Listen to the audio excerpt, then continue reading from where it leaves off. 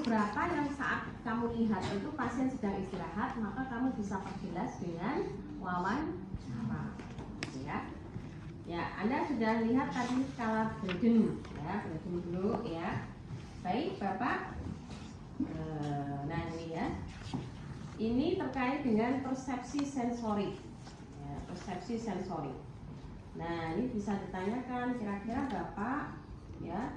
Ini kamu bisa persepsi sensorik ini kan ada 1 sampai dengan 4. Di situ sudah diberi nomor ya. Ya. Ada yang sama sekali terbatas, ya. Kemudian ada yang sangat terbatas, sedikit terbatas berespon, tidak terganggu. Ya. Jadi kita lihat responnya pasien terhadap nyeri di situ, ya. Apapun, ya, kamu bisa tanyakan atau kamu bisa lakukan pemeriksaan, ya. Ya, pasien itu misalnya dia bilang bahwa saya tidak nyaman, ini nyeri. Nah, itu di mana dia pasien? Dia menyebutkan itu. Kalau dia diem aja, merem, coba kamu rasa nyeri, coba merem mas. Nah, bagaimana responnya dia terhadap nyeri? Ya, ini kamu kaji. Ya, apakah dia itu tidak terganggu? Artinya itu dia tidak ada nyeri, gitu ya. Atau dia sedikit terbatas, ya. Dia dikasih perintah di situ dan dia kadang dia menyampaikan ketidaknyamanan, ya. Itu nanti ditulis. Kelembapan kamu bisa cek kelembapan pasien. Dia kira-kira lembab sekali atau jarang lembab, kadang-kadang lembab, atau dia itu kecenderungan lembab terus, ngompol, misalnya berkeringat, apapun. Nah, itu kamu bisa lihat, observasi. Aktivitas pasien itu kelihatan aktivitasnya bagaimana. Baring total, bisa duduk di kursi, kadang-kadang bisa jalan, atau dia memang sering berjalan-jalan. Itu pengaruh, ya. Kemudian mobilitas itu kalau satu dia tidak dapat menggerakkan tubuh, jadi bisa jadi karena dia stroke, bisa jadi dia fraktur di tulang belakang, gitu ya, yang menyebabkan dia tidak bisa bergerak. Imobilitasnya bagaimana? Tidak bisa bergerak sama sekali, sering terbatas, bisa bergerak tapi terbatas, sedikit terbatas, mampu menggerakkan tubuh, ya. Kemudian tidak terbatas. Kemudian nutrisi kamu cek di situ, ya. Dia sangat buruk, tidak adekuat atau sangat adekuat. Sangat buruk di situ kalau dia makan paling hanya dia sepertiga porsi. Kalau tidak adekuat dia bisa menghabiskan setengah porsi. Adekuat dia 3/4 porsi ya. Sangat baik berarti dia habis, ya. Gesekan, kira-kira dia bermasalah dengan gesekan enggak, ya. Kemudian dia bisa bermasalah, potensial bermasalah, tidak bermasalah, ya, berarti tidak bermasalah karena dia bisa berpindah tempat ini, ya. Atau yang keempat juga dia sama, ya, 3 dan 4 ini dia tidak ada gangguan istilahnya. Nah, coba misalnya kita tentukan, ya. Ini bisa aja besok itu kamu cek, ya, mari Pak kita cek kelembapannya, ini beberapa kamu lakukan wawancara, itu bisa. Atau kalau besok itu misalnya sudah ada kasus seperti itu, baik ya Pak, ini kami cek, ya, pengkajian situs yang tidak terkonfirmasi, ya, itu bisa kamu tanyakan. Misalnya bagaimana Pak bisa pindah tempat, atau bisa bergerak atau bisa duduk, ya, jadi bisa, berarti yang mana, gitu ya.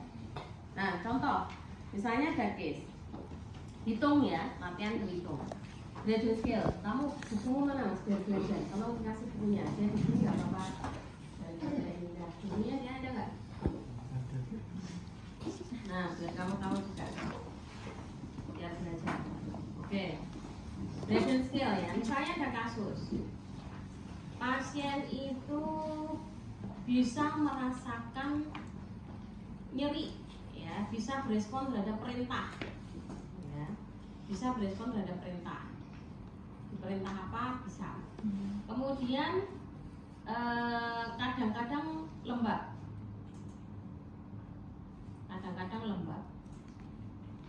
pasiennya itu baring total, terus menggerakkan tubuh tapi tidak mampu secara berkala atau mandiri,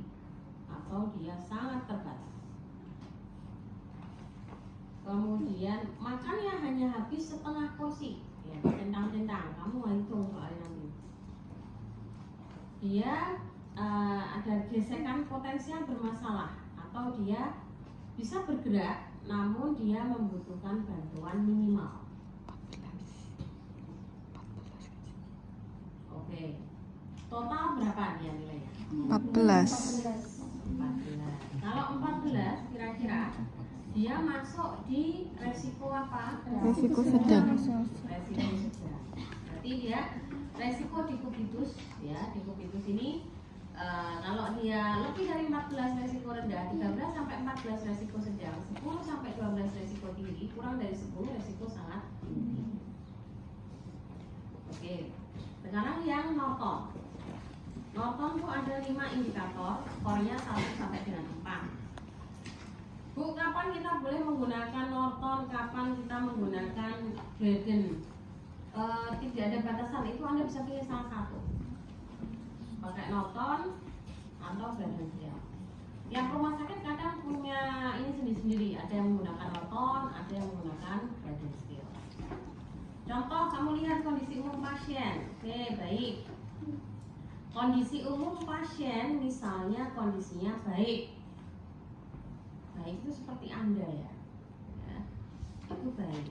Kalau dia kondisinya itu lumayan, dia sedikit memerlukan bantuan orang, gitu ya.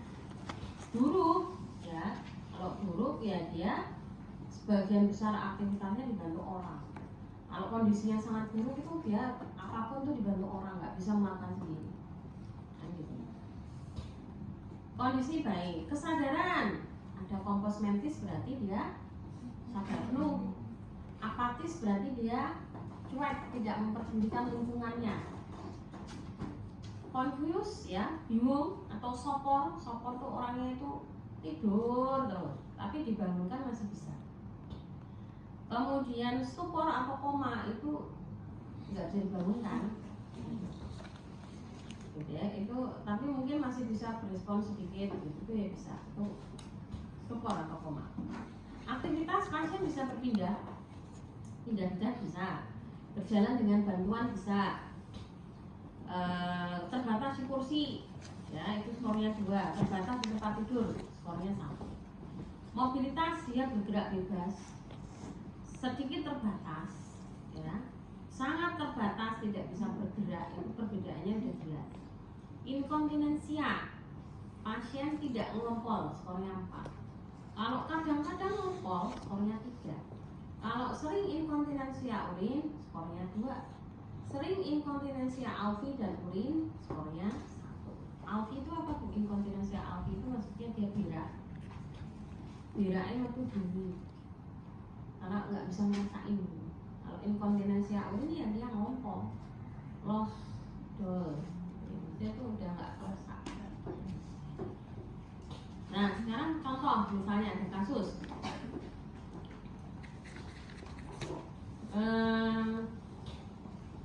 pasien ini kondisinya misalnya adalah baik, masih kompos mentis,